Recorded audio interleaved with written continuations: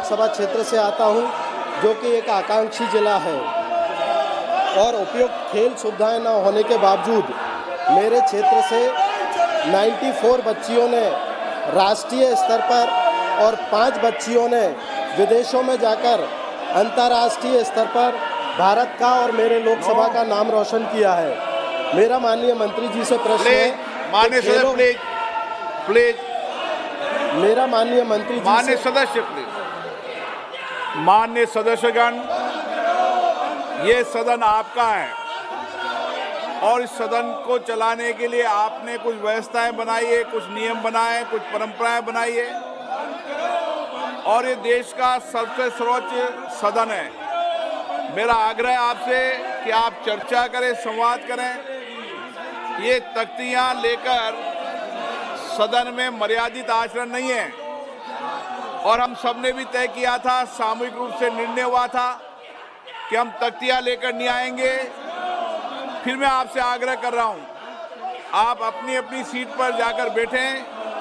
प्रश्नकाल महत्वपूर्ण समय होता है, हर विषय पर, हर महत्वपूर्ण मुद्दों पर आपको चर्चा करने का अवसर दिया जाएगा। ये सदन आपका है, सदन की मर्यादा बनाना हम सबकी सामूहिक जिम्मेदारी है और सदन हमेशा नियमों, परंपराओं, प्रॉपर्टियों से चलता है। मैं आग्रह करना चाहता हूं आपसे कि आप अपने अपने आसन पर विराजे, प्रश्नकाल को चलने दें। माननीय सदस्यगण, तख्तियां लेकर सदन में नहीं आना है। आप सबका निर्णय हर विषय पर चर्चा कराएंगे, लेकिन तख्तियां लेकर सदन नहीं चलेगा।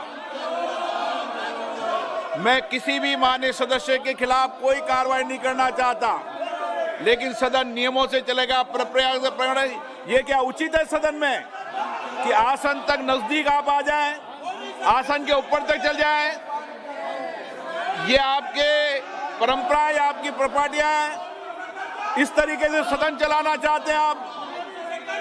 ये मर्यादा है आपकी? माननीय सदस्यगण, मर्यादा बने रखें, विचारधारा के आधार पर अपनी बात कहें। असहमति व्यक्त करना, आलोचना करना सबका अधिकार है, लेकिन सदन नियमों, प्रक्रियाओं, व्यवस्था से चलता है। आप ये मर्यादा करना चाहते हैं? पूरा देश आपके इन व्यवहार को देख रहा है। ये देश का सबसे सर्वोच्च लोकतांत्रिक संस्था है। माननीय सदस्य, मैं आग्रह करता हूं, सदन की मर्यादा को बनाए रखें। आपने जिस तरीके से सदन की मर्यादाओं को तोड़ा है, ये उचित नहीं है। मैं किसी भी माननीय सदस्य के खिलाफ कोई कार्रवाई नहीं करना चाहता, लेकिन सदन व्यवस्थाओं से चलेगा, नियमों से चलेगा, परंपराओं से चलेगा। फिर माननीय सदस्यों से आग्रह करता हूं, अंतिम चेतावनी दे रहा हूं सर माननीय सदस्यों को, फिर अंतिम चेतावनी दे रहा हूं माननीय सदस्यों को, सदन की कार्रवाई सर आप बोलना चाहते हैं? जोशी जी, जिन लोगों ने ऐसे माफ करके माननीय प्रधानमंत्री जी का फोटो लाया है, ये बहुत ही खंडनार्ह है sir. I strongly condemn this. जिन लोगों को जनता ने अभी जो चुनाव हुआ, इसमें इनका जो स्थिति क्या है उनको पता चल गया है। इनको जनता ने पूरा सबक सिखाया है। ये तो हारने का जो डेस्परेशन है, ऐसे माननीय प्रधानमंत्री जी का, मोदी जी का ये फोटो मार्क करके ऐसे अपमान कर रहे हैं। लोग इसको सबक सिखाया है। जो लोग हारे हैं चुनाव में, जो बुरी तरह से हार गए हैं, वो लोग ऐसे व्यवहार कर रहे हैं। ये जो जनता ने, भारत के जनता ने माननीय प्रधानमंत्री जी का नेतृत्व को स्वीकारा है।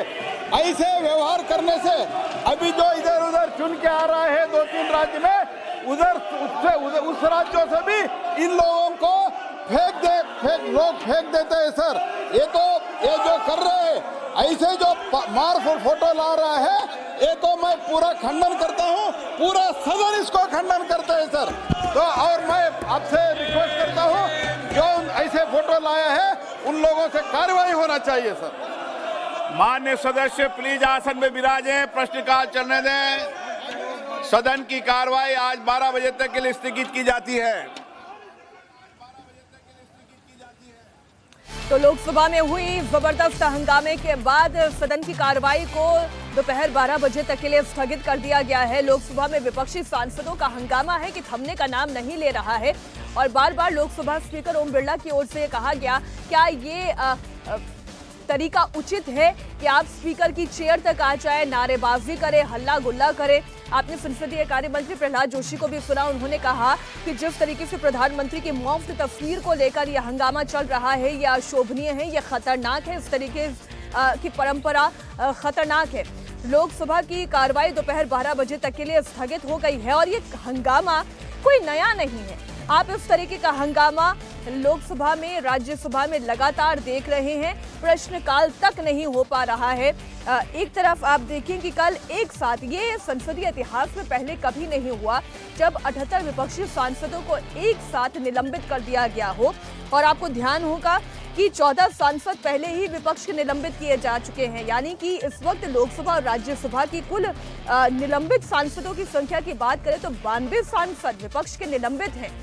और इसके बावजूद सदन में कार्रवाई कैसे चले, एक सार्थक चर्चा कैसे हो, ये सुनिश्चित नहीं हो पा रहा है।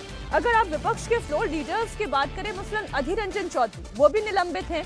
जो विपक्षी दलों के फ्लोर लीडर्स है वो भी सदन के अंदर मौजूद नहीं है क्योंकि वो पहले से निलंबित कर दिए गए हैं। गांधी प्रतिमा के सामने गांधी को आदर्श मानते हुए विपक्ष के सांसद भले ही धरना प्रदर्शन करें, लेकिन लोकसभा और राज्यसभा जो कि एक ऐसी जगह है जहां से नीति निर्धारित की जाती है, जहां पर जनता से जुड़े हुए बुनियादी मुद्दों को उठाया जाता है,